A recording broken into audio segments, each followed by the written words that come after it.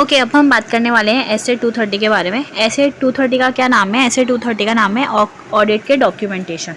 ठीक है, सबसे पहले ऑडिट डॉक्यूमेंटेशन का मतलब क्या होता है? तो जो हम रिकॉर्ड्स रखते हैं ना, किस चीज़ के रिकॉर्ड्स रखते हैं? जो भी हमने ऑडिट प्रोसीजर परफॉर्म किए, जो भी हमने ऑडिट एविडेंस ऑब्टेन किए, या जो भी बेसिस पे हम कंक्लूजन पे पहुँचे, तो वो सारी चीज़ों के डॉक्यूमेंट्स को हमें क्या करना पड़ता है? अपने पास रखना पड़ता है। उन्हीं को बोला जाता है क्या? वर्किंग पेपर या फिर वर्क पेपर। ठीक है, तो हम ऑडिट डॉक्यूमेंटेशन रखते क्यों है? क्योंकि ये हमें प्रोवाइड करता है एक तरीके से एविडेंस। किस चीज़ का एविडेंस? कि हम किस बेसिस पे कंक्लूजन पे पहुँचे। हम ऑडिट कर रहे हैं, तो उस टाइम पे हमने कुछ सोचा होगा ना कि भाई लेट्स से हम ये डिसीजन ले रहे हैं, ये कर रहे हैं, वो कर रहे हैं, तो वो किस बेसिस पे हमने सोचा, तो वो क्या करेगा? एक ऐसा एविडेंस वर्क करेगा कि कंक्लूजन के बेसिस पे, कि हमने किस बेसिस पे कंक्लूजन पहुंचा, ताकि जो भी ऑब्जेक्टिव है ऑडिट का वो अचीव हो पाए। दूसरा, it work as a evidence कि भाई हमने जो भी हमारा ऑडिट किया है वो हमने पूरा प्लान और परफॉर्म किया था as per applicable SAs, legal और रेगुलेटरी रिक्वायरमेंट्स वगैरह को फुलफिल करके। सबसे पहले ये, देन उसके बाद जब हम ऑडिट डॉक्यूमेंटेशन के लिए बात करेंगे, तो ऑडिट डॉक्यूमेंटेशन की कुछ बेसिक रिक्वायरमेंट्स है क्या? जैसे it should be properly design और ऑर्गेनाइज होना चाहिए, एक स्टैंडर्ड फॉर्म में होना चाहिए, कंप्लीट होना चाहिए, डेटेड होना चाहिए, साइन होना चाहिए। जितने भी सारे सिग्निफिकेंट मैटर्स हैं जिसमें जजमेंट इन्वॉल्व हो, वो सारी चीज़ों को हमें क्या करना है? डॉक्यूमेंट करना है। जो ये हमारे ऑडिट डॉक्यूमेंटेशन है ना, वर्किंग पेपर, ये किसकी प्रॉपर्टी होती है? ये ऑडिटर की प्रॉपर्टी होती है। हम लोग को बुक्स ऑफ अकाउंट कितने साल के लिए मेंटेन करना होता है? 8 साल के लिए। अब ये साल है, इसके बाद जाके हमारा क्या होगा? 1 साल है, उसके बाद जाके क्या होगा? उसका ऑडिट होगा। तो फिर हमें वर्किंग पेपर्स कितने टाइम के लिए मेंटेन करने हैं? तो वो हमें मेंटेन करने हैं 7 साल के लिए। ठीक है, 7 साल कब से बोला गया है? तो 7 साल बोला गया है जब भी आप ऑडिट रिपोर्ट को साइन करोगे वहाँ से। ठीक है, यहाँ पे एक पॉइंट और है, अगर आप क्या कर रहे हो? ग्रुप कंपनी का ऑडिट करो, उसके केस में आप क्या देखने जाओगे? आप ग्रुप कंपनी का डेट देखोगे कि उनके लिए फाइनल कब हुए हैं डॉक्यूमेंट्स, उनका ऑडिट रिपोर्ट कब बना है, उसके बेसिस पे आप फिर 7 ईयर्स लोगे। तो मान के चलो आपका जल्दी ख़त्म हो गया, लेट्स से आप जियो हो और फिर रिलायंस का लेट में ख़त्म हो रहा है, तो उसके कारण क्या होगा? रिलायंस का डेट बाद का आया, तो फ्यूचर में शायद ऐसा हो सकता है ना कि रिलायंस को जियो वाले ऑडिट डॉक्यूमेंट्स का ज़रूरत पड़े। तो बेटर है आपको क्या रखना है? आपको बाद वाले ऑडिट डॉक्यूमेंट रखने जाने हैं। ठीक है, अगर आप इलेक्ट्रॉनिक मोड में रख रहे हो तो आपको प्रॉपर केयर मेंटेन करनी है, और ये आपके डॉक्यूमेंट है तो आपको इसको कॉन्फिडेंशियलिटी के साथ मेंटेन करना है अपने पास। आप किसी भी आउटसाइडर के साथ शेयर नहीं करोगे। ठीक है, इसके बाद बोला गया है कि हम ऑडिट डॉक्यूमेंटेशन जो कर रहे हैं इसका पर्पस क्या है? ठीक है, ये किस लिए किया जा रहा है? तो ये हमें हेल्प करेगा किस में? ये हमें हेल्प करेगा एंगेजमेंट टीम को प्लान करने में और हमारे ऑडिट को परफॉर्म करने में। ठीक है, ऑडिट प्लान कर सकते हैं, परफॉर्म कर सकते हैं इसके बेसिस पे। ठीक है, देन उसके बाद ये हर एक मेंबर का हम इसमें क्या करेंगे? रिस्पॉन्सिबिलिटी लिख के रखेंगे, तो असिस्ट करेगा मेंबर्स को कि भाई वो किस काम के लिए रिस्पॉन्सिबल है, उनको क्या सुपरवाइज करने जाना है, क्या डायरेक्ट करने जाना है, वो सब चीज़ें। देन उसके बाद इससे ये पता चल जाएगा कि हमने जैसे लिखा होगा ना कि मैंने ये काम ए को दिया, ये बी को दिया, ये सी को दिया, तो कौन किस काम के लिए अकाउंटेबल है हम वो पता कर सकते हैं। देन उसके बाद अभी मुझे लेट्स से नेक्स्ट ईयर जाके मैं इसी कंपनी का ऑडिट कर रही हूँ, तो मुझे रेफरेंस के तरीके से ये वाले डॉक्यूमेंट्स क्या कर सकते हैं? काम आ सकते हैं। मुझे क्वालिटी रिव्यू के लिए देना है, कोई एक्सटर्नल इंस्पेक्शन आया जैसे लीगल या फिर रेगुलेटरी रिक्वायरमेंट के हिसाब से, तो वहाँ पे ये क्या कर सकता है? काम कर सकता है। ठीक है, एज वेल एज इसके कुछ एक्स्ट्रा में फ़ायदे भी, एडवांटेजेस भी हैं, जैसे गाइडेंस की तरह काम कर रहा है। ठीक है, रिस्पॉन्सिबिलिटी फिक्स हो जाती है, तो वो हमें एक डॉक्यूमेंटेशन की तरह हम उसको यूज़ करेंगे कि भाई यहाँ पे सब लोग साइन कर दो, किसका कौन अप्रोप्रिएट बंदा है, कौन है, वो सब उसको चेक कर लेगा। ठीक है, कहीं पे भी कोई नेग्लिजेंस अगर हो रहा है इन फ्यूचर में जाके कोई नेग्लिजेंस आया, तो उसके लिए भी ये क्या हो सकता है? उधर भी ये हमारे लिए एज अ डिफेंस वर्क कर सकता है। ठीक है, फ्यूचर प्लानिंग में काम कर सकता है, ओपिनियन फॉर्म करने में काम कर सकता है, और हमारे सीनियर को हेल्प करेगा कि वो हमारा काम रिव्यू कर पाए, क्योंकि ऑडिट डॉक्यूमेंटेशन में आप सारी चीज़ें लिखने जाते हो कि क्या काम हुआ, कैसे काम हुआ, कब क्या हुआ, तो वो हेल्प करेगा उनको कि अच्छा इन्होंने ऑडिट किया है तो कैसे किया है। ठीक है, इसके बाद क्या बोला गया है? इसके बाद बोला गया है कि आपका जो ऑडिट डॉक्यूमेंटेशन होना चाहिए ना, उसको जब हम पढ़ने जाएं तो उससे हमें क्या समझ में आना चाहिए? तो उससे हमें ये पता चलना चाहिए कि भाई कोई भी एंटिटी का साइज़ कितना था, उसकी कॉम्प्लेक्सिटी कितनी है, उसमें कैसे नेचर का ऑडिट प्रोसीजर लगाया गया है, उसमें आपने रोमम को कैसे आइडेंटिफाई करा, आपने कैसे डिसाइड करा कि इस जगह पे हमें ऑडिट एविडेंस चाहिए और वो कितना सिग्निफिकेंट ऑडिट एविडेंस चाहिए, आपने एक्सेप्शंस को कैसे आइडेंटिफाई किया। देखा था ना हमने कि जैसे एक साल के फिगर्स हैं, दूसरे साल के फिगर है, डिफरेंसेस निकालते हैं, परसेंटेज में निकालने जाते हैं, तो वो जो डिफरेंसेस होता है वो क्या होता है, वो एक्सेप्शंस होते हैं। ठीक है, फिर उसके बाद आपको क्या करेगा, ये हेल्प करेगा कंक्लूजन ड्रॉ करने में, as a basis for conclusion की तरह भी काम करता है। और ये क्या है, ये इसमें हम ये सारी चीज़ें लिखेंगे कि हमने क्या मेथड्स लगाए, क्या टूल्स लगाए ऑडिट करने के लिए। ठीक है, अब आप ऑडिट डॉक्यूमेंटेशन किस किस चीज़ को बोल सकते हो, तो जैसे ऑडिट का प्रोग्राम हुआ, एनालिसिस हुए, कोई मेमोरेंडा हुआ, कोई सिग्निफिकेंट मैटर की समरीज हुई, देन लेटर ऑफ कंफर्मेशन हो सकता है, लेटर ऑफ रिप्रेजेंटेशन हो सकता है, चेकलिस्ट हो सकती है, कोई ईमेल्स वगैरह भेजे, कोई करस्पॉन्डेंस भेजे, कोई इंपॉर्टेंट अग्रीमेंट वगैरह है, कॉन्ट्रैक्ट्स वगैरह है, तो वो सारी चीज़ें आ सकती है। अच्छा, ये सारी चीज़ें आप मेंटेन करो, तो क्या ऐसा एंटिटी ऐसा बोल सकती है कि अब हम मेंटेन नहीं करने जाएंगे, आपने तो कर लिया क्या? नहीं, ये आपके डॉक्यूमेंट है, ये एंटिटी के डॉक्यूमेंट का कोई सब्स्टिट्यूट नहीं है। आपके वर्किंग पेपर, आपकी प्रॉपर्टी, कंपनी की जिम्मेदारी अलग। ठीक है, तो यहाँ तक में हमारा हुआ, हमने बेसिक बात की। फिर इसके बाद क्या बोला गया, देखो आपको क्या करना है, आपको एक ऑडिट का फाइल बनाने जाना है। डॉक्यूमेंट्स तो कब तैयार किए हमने, ऑडिट के डॉक्यूमेंट्स हमने तैयार किए जब हम ऑडिट कर रहे थे उस टाइम पे। फिर उसके बाद जाके हम क्या करेंगे, हम उसके बाद जाके बनाएंगे ऑडिट का फाइल। ऑडिट की फ़ाइल में हम क्या करने जाएंगे, ऑडिट की फ़ाइल में हम क्या करेंगे, एक तरीके से हमने जो भी ये सारा चीज़ें तैयार की है, जो भी डॉक्यूमेंट्स वगैरह किया है, उसको प्रॉपर फाइलिंग करके हम तैयार करेंगे। कब तक करना है, तो जब भी आपकी ऑडिट कंप्लीट हुई, जब भी ऑडिट पे साइन, जो भी डेट डाला ऑडिट रिपोर्ट पे, उसके 60 डेज़ के अंदर आपको क्या करना है, ऑडिट का फाइल तैयार करना है। ठीक है, हमें ऑडिट के डॉक्यूमेंट्स कब तक मेंटेन करने थे, 7 ईयर्स तक के लिए। तो वो तो आपको करने ही करने हैं, उसको आप डिलीट नहीं करोगे। ऐसा नहीं है कि ऑडिट की फ़ाइल बन गई तो उसको डिलीट कर दोगे, वो भी मेंटेन करना है, फाइल भी बनाने जाना है। अच्छा, मान के चलो मैंने ऑडिट डॉक्यूमेंट्स में काम किया, ठीक है, अब ऑडिट रिपोर्ट साइन हो गई, सब कुछ हो गया, तो क्या मैं ऑडिट रिपोर्ट्स को चेंज कर सकती हूँ? नहीं कर सकती। क्या मैं ऑडिट फाइल में कुछ चेंजेस कर सकती हूँ? तो कर सकते हैं, पर एकदम जो हमारे क्या बोलते हैं, जो चेंजेस जो एडमिनिस्ट्रेटिव नेचर के चेंजेस होते हैं ना, सिर्फ हम वो कर सकते हैं। जैसे फॉर एग्जांपल उसमें कोई सप्रेस डॉक्यूमेंट है, मतलब वेस्ट डॉक्यूमेंट टाइप कुछ है, तो हम उनको डिलीट कर सकते हैं, उनको डिस्कार्ड कर सकते हैं। हम क्रॉस रेफरेंसिंग दे सकते हैं। क्रॉस रेफरेंसिंग मतलब ये फिगर जो आया वो कहाँ से आया, इसके बाद ये फिगर कहाँ पे जाएगा। हम चेकलिस्ट तैयार कर सकते हैं कि हम चेकलिस्ट देख सकते हैं कि भाई जो हमारा ये जो फाइल असेंबलिंग का प्रोसेस है, इसमें ये चीज़ें होनी चाहिए थी, तो वो वाली जो चेकलिस्ट है वो हम तैयार कर सकते हैं, उसमें साइन कर सकते हैं। हम क्या कर सकते हैं, लेट्स से कोई चीज़ पहले डिस्कस हुई थी, उसको एग्री भी कर ली गई थी, पर हमने डॉक्यूमेंट्स में लिखी नहीं थी, तो अगर हम वो लिखना चाहें तो हम वो चीज़ें लिख सकते हैं। तो यहाँ पे क्या बोला गया है, यहाँ पे यही सारी चीज़ें बात की गई है कि हम लोग फाइल बनाएंगे और कैसे कैसे बनाएंगे। अच्छा, क्या कभी ऐसा हो सकता है क्या कि मैंने ऑडिट रिपोर्ट पूरी साइन वाइन कर दी, सब कुछ कर दिया, एंड उसके बाद जाके मैं क्या करने जा रही हूँ, चीज़ों को चेंज करने जा रही हूँ? हाँ, हो सकता है ना। आपने एक ऐसे पढ़ा था, ऐसे नंबर 560, जिसका क्या नाम था, सब्सिक्वेंट इवेंट। उसमें क्या बोला था कि भाई ऑडिट रिपोर्ट साइन होगी, उसके बाद कुछ ऐसी चीज़ें आपको पता चली, अगर आपको पहले पता चल गई होती तो आप क्या करते, ये वाला ऑडिट ओपिनियन नहीं देते और कोई दूसरा ऑडिट ओपिनियन देते, तो फिर हम मैनेजमेंट से बात करते थे और वो सब करते थे। लेट्स से मान के चलो कि हुआ, तो अब हमें क्या करने जाना पड़ेगा, तो अब हमें जब रिकॉर्ड्स हम रखने जाएंगे, जब हम ऑडिट डॉक्यूमेंट्स रखने जाएंगे, तो उस टाइम पे हम क्या करेंगे, हम परफॉर्म करेंगे सारे एडिशनल प्रोसीजर जो हमें चाहिए होंगे, ताकि हम नए वाले कंक्लूजन पे पहुंच पाएँ, नए वाला ओपिनियन फ्रेम कर पाएँ। तो जब हम डॉक्यूमेंटेशन कर रहे होंगे तो उस टाइम पे हम क्या क्या चीज़ें रखेंगे, तो हम ये रखेंगे कि ऐसे क्या सर्कमस्टेंसेस आए जिसके कारण हमें क्या करना पड़ा, हमें एडिशनल ऑडिट प्रोसीजर लगाना पड़ा। हम ये लिखने चाहेंगे कि हमने क्या नए एडिशनल प्रोसीजर लगाए ताकि हम अपने कंक्लूजन पे पहुंच पाए। ठीक है, और हम ये लिखेंगे कि हमने किस किस जगह पे ऑडिट डॉक्यूमेंटेशन पे चेंजेस किया due to this new opinion और न्यू कंक्लूजन। ठीक है, ये सारी बात की गई है। ये क्या था, ये था हमारा ऑडिट फाइल, कि आपको ऑडिट फाइल मेंटेन करनी है। अब ऑडिट फाइल तो अपने मेंटेन करते ही करते हैं, इसके अलावा क्या बोला गया है, इसके अलावा बोला गया है working paper file. Working paper बोल रहे थे, क्या था वर्किंग पेपर, ऑडिट के डॉक्यूमेंटेशन ही तो थे, जो डॉक्यूमेंट्स हैं वो, तो वो दो पार्ट्स में डिवाइडेड है। एक पार्ट क्या है हमारा, एक है परमानेंट ऑडिट फाइल, दूसरा क्या है हमारा current audit file. Permanent audit file में क्या है, देखो मान के चलो आप एक किसी कंपनी का ऑडिट कर रहे हो, ठीक है। अब यूजुअली एक कोई भी ऑडिटर है वो 5 साल के लिए कंपनी का ऑडिट करता है, तो अब मान के चलो उसने एक बार कोई कॉन्ट्रैक्ट मांगा पहले साल, फिर दूसरे बार गए और फिर बोला कि अच्छा ये वाला कॉन्ट्रैक्ट दोबारा दो, फिर तीसरी बार गए फिर बोला दोबारा दो, तो कंपनी बोली क्या भाई अभी लास्ट ईयर तो दिया था फिर क्यों मांग रहे हो। तो कुछ चीज़ें जो आपको हर बार यूज़ होने वाली है उनको आप क्या करते हो, उनको आप रखने चाहते हो परमानेंट ऑडिट फाइल में, ठीक है। और जो स्पेसिफिक ईयर वाइज इंफॉर्मेशन होती है ना उसको आप रखने चाहते हो करेंट ऑडिट फाइल में, ठीक है।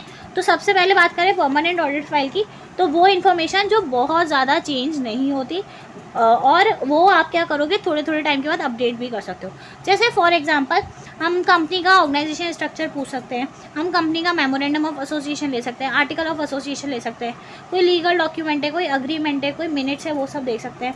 हम कंपनी ने क्या इंटरनल कंट्रोल लगा के रखे हैं वो देख सकते हैं। याद है जब हम अंडरस्टैंडिंग लेने जाते थे तो इस टाइम पे हम क्या करते थे, उनसे पूछते थे, वॉक थ्रू करते थे, तब उनसे पूछते थे आपके यहाँ क्या इंटरनल कंट्रोल लगे। तो हर साल थोड़े ना पूछने जाएंगे कि क्या इंटरनल कंट्रोल लगे, तो आपको क्या करना है, आपको वो इंटरनल कंट्रोल लिख के रखना है। नेक्स्ट ईयर जो चेंज होगा वो आप क्या करोगे, उसमें अपडेट कर दोगे।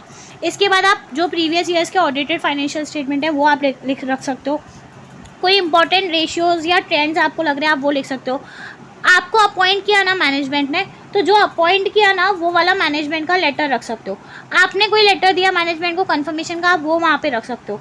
आपने कन्फर्मेशन लिया होगा रिटायरिंग ऑडिटर से कि भाई तू छोड़ के जा रहा है तो अब तेरी जगह हम आना चाहते हैं, तो वो वाला जो लेटर आपने साइन कराया होगा आप वो लिख के रख सकते हो। आप अकाउंटिंग पॉलिसी रख सकते हो, क्योंकि हमने पढ़ा है ना अकाउंटिंग पॉलिसी जो भी होती हैं वो कंसिस्टेंटली अप्लाई होती हैं, तो फिर अभी सेम ही रहने वाला है तो क्या ज़रूरत है। तो फिर अपने क्या करेंगे, उनको कहाँ रखने जाएंगे, हम उनको रखने जाएंगे परमानेंट ऑडिट फाइल में, ठीक है। नेक्स्ट क्या था, नेक्स्ट था हमारा current audit file. Current audit file में क्या बोला है, करेंट ऑडिट फाइल में बोला है कि हम ऐसी चीज़ें रखेंगे जो सिंगल पीरियड के लिए रेलिवेंट है। सिंगल पीरियड मतलब जैसे आपको क्या किया जाएगा, हर साल एनुअल रीअपॉइंटमेंट किया जाएगा, तो वो रीअपॉइंटमेंट का लेटर आप वहाँ रख सकते हो, ठीक है। कोई मिनट्स हैं बोर्ड मीटिंग के वो आपको कुछ काम के लग रहे हैं, कोई आपको ट्रांजैक्शन या बैलेंसेस मिले वो आप रख सकते हो, कोई प्लानिंग का प्रोसेस मिला आपको इस साल के ऑडिट से रिलेटेड, आप नेचर टाइमिंग और एक्सटेंड आपने कैसे डिसाइड किया वो रख सकते हो, ठीक है। आप अपने जो भी काम परफॉर्म किया आपके असिस्टेंट ने आप वो रख सकते हो।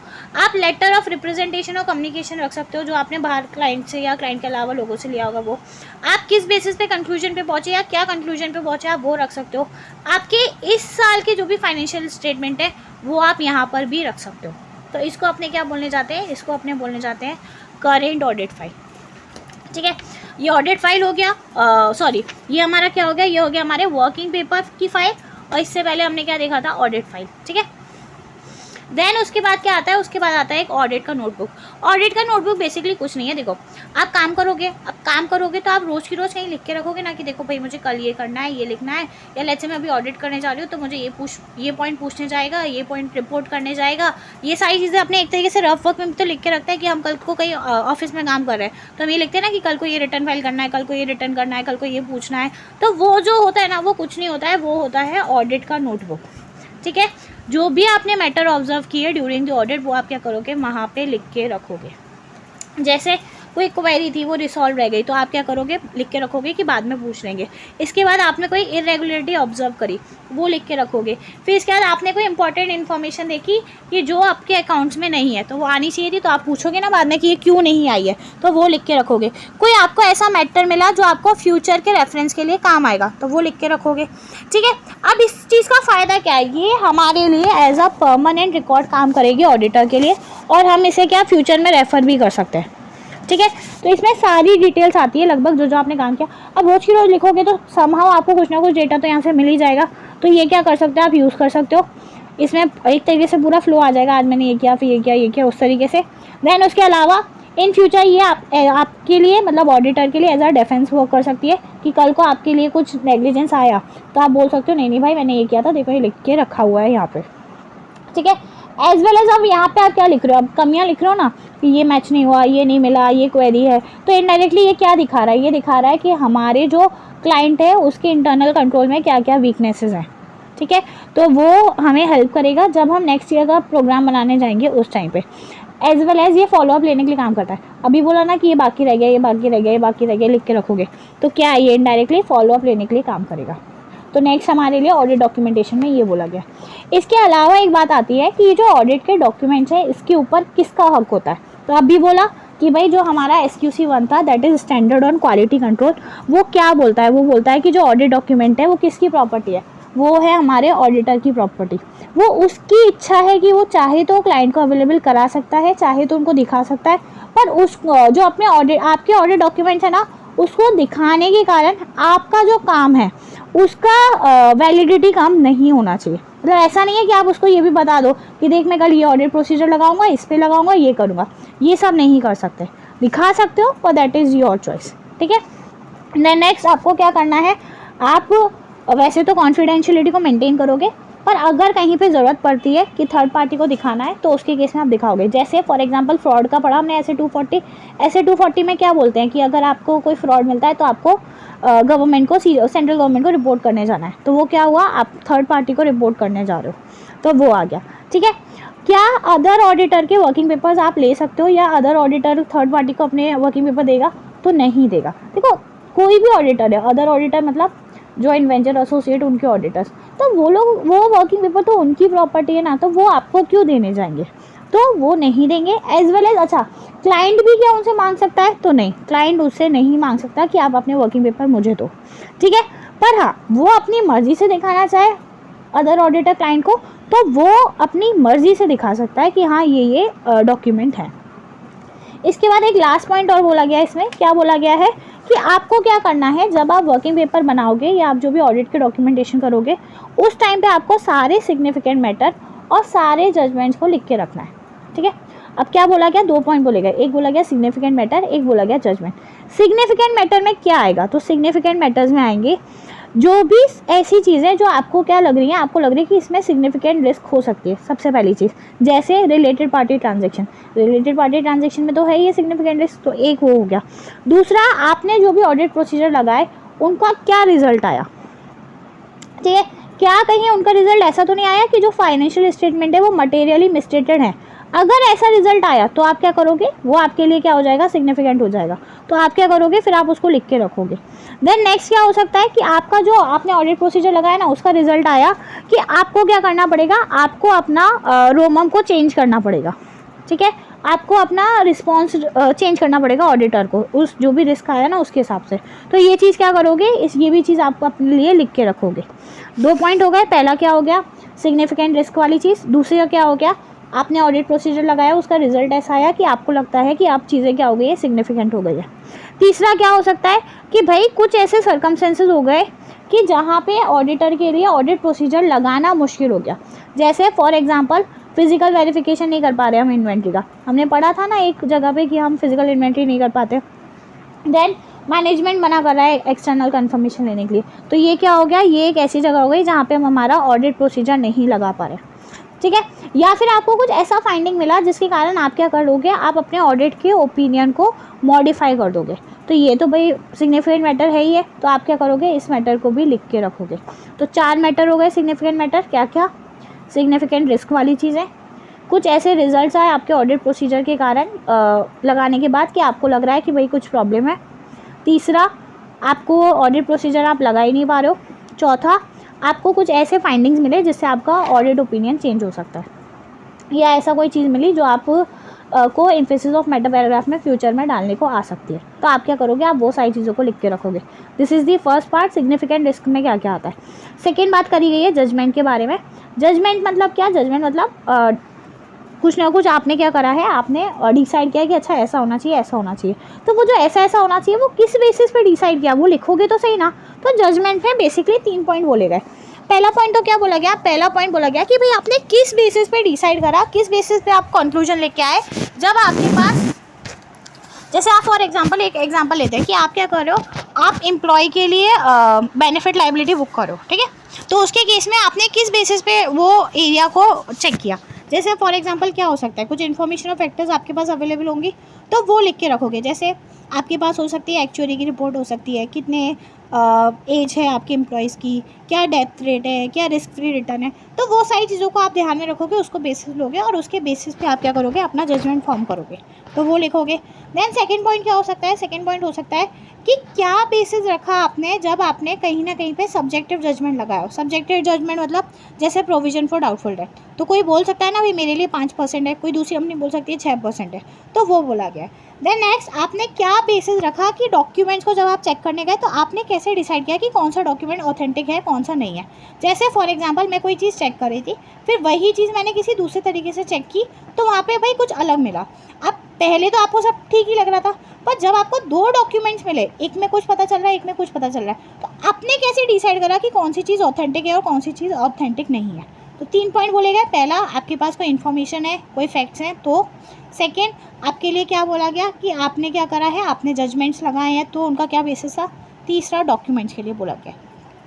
तो पूरा हमारा ऐसे जो बात करता है वो यही सब चीज़ों के बारे में बात करता है। इसके बाद ना देखो एक पॉइंट और है, हमारा लेट्स से हम एक किसी कंपनी का क्या कर रहे हैं, ऑडिट कर रहे हैं, ठीक है। और यहाँ पे क्या बोला गया था कि हमें सारे हमारे ऑडिट डॉक्यूमेंटेशन कैसे होने चाहिए कि उससे पता चलना चाहिए कि हमने कंप्लाई किए सारे एसेस को। पर एक बात बताओ, क्या ये प्रैक्टिकल है कि हम हर एक चीज़ को हर एक ऑडिट में करी हुई चीज़ को डॉक्यूमेंट करें? नहीं है प्रैक्टिकल, ठीक है। तो हम ऐसे कुछ मैटर्स अपने डिस्कस कर सकते हैं। फॉर एग्जांपल जैसे हमने क्या करके रखा है, हमने साइन इंगेजमेंट लेटर लगा के रखा है, ठीक है। अब वो ऑडिट फाइल में वो इंगेजमेंट लेटर क्या चीज़ दिखा रहा है, वो ये दिखा रहा है कि वो जो ऑडिटर है उसने अग्री कर दिया है सारे ऑडिट के इंगेजमेंट के टर्म्स के साथ, मैनेजमेंट के साथ, दोस्त चार्ज और गवर्नेंस के साथ। अब ये हो गया ना, ये उस डॉक्यूमेंट से पता चल रहा है ना, तो क्या अब हम दोबारा से लिखने जाएंगे क्या? नहीं। सेकेंड चीज़, जैसे ऑडिटर का रिपोर्ट है तो ऑडिटर के रिपोर्ट में लिखा होगा रीज़न कि भाई उन्होंने जो रिपोर्ट है वो क्यों क्वालिफाई किया या क्या रीज़न है, वो सारी चीज़ें लिखी होंगी। तो उधर में उन्होंने रीज़न वगैरह मेंशन कर दिया, उन्होंने बोल दिया कि भाई ये रीज़न है जिसके कारण उन्होंने किया है, तो अब उधर मेंशन है, तो क्या हम यहाँ पे दोबारा लिखने जाएंगे क्या? नहीं लिखने जाएंगे। देन इसके अलावा और क्या हो सकता है कि हम ऑडिट फाइल को देख के क्या क्या समझ सकते हैं। तो जैसे एक सिंगल वे नहीं है जो अपने लगा सकते हैं। जैसे फॉर एग्जांपल जब हम ऑडिट कर रहे थे तो हम किसके साथ कर रहे होंगे, प्रोफेशनल स्केप्टिसिज्म के साथ कर रहे थे कि हम ध्यान रख रहे होंगे, अच्छा ये पूछना ये पूछना ये करना है। तो अब ये कैसे लिखने जाओगे आप? तो जो ऑडिट डॉक्यूमेंटेशन जो होंगे वो एविडेंस प्रोवाइड करते हैं, पर वो किस चीज़ का एविडेंस प्रोवाइड कर रहे हैं कि हमने जो काम किया है ना वो प्रोफेशनल स्केप्टिसिज्म के साथ काम किया है, ठीक है। तो वो सिर्फ एज एन एविडेंस वर्क करेगा कि हमने कुछ प्रोसीजर परफॉर्म करे हैं ताकि हम मैनेजमेंट से रिस्पॉन्स ले सकें फॉर आवर इंक्वायरीज, ठीक है। ऐसे ही क्या होता है, एंगेजमेंट पार्टनर है वो बहुत सारी रिस्पॉन्सिबिलिटी लेता है कि भाई वो डायरेक्ट कर रहा है, सुपरवाइज कर रहा है, वो ऑडिट परफॉर्म कर रहा है और ऐसे की जितने भी रिक्वायरमेंट्स हैं वो कंप्लाई कर रहा है, ठीक है। तो वो ये चीज़ें हैं, वो क्या वो ऑडिट एविडेंस में लिखने जाएगा क्या? तो ऐसे करने जाओगे तो कितना बड़ा हो जाएगा आपका ऑडिट एविडेंस, ठीक है। आपने एंगेजमेंट का जो भी लेटर है, जो भी डॉक्यूमेंटेशन है एंगेजमेंट पार्टनर का, वो लिख दिया ना, एज वेल एज आपने ये लिख दिया कि भाई हम ऐसे 315 को कंप्लाई कर रहे हैं, तो आपका काम चल जाएगा, ठीक है। देन ऐसे ही हम बात कर सकते हैं तो ऑडिट का जो प्लान होता है उसमें काफ़ी सारी चीज़ें होती है। तो इस तरीके से हमारे ओपिनियन के हिसाब से ये ज़रूरी भी नहीं है और ये प्रैक्टिकल भी नहीं है कि जो ऑडिटर है वो डॉक्यूमेंट करने जाए हर एक चीज़ को, प्रोफेशनल जजमेंट को जो उसने लगाया है अपने ऑडिट के टाइम पे। एक छोटा सा ही एक्स्ट्रा में पॉइंट था।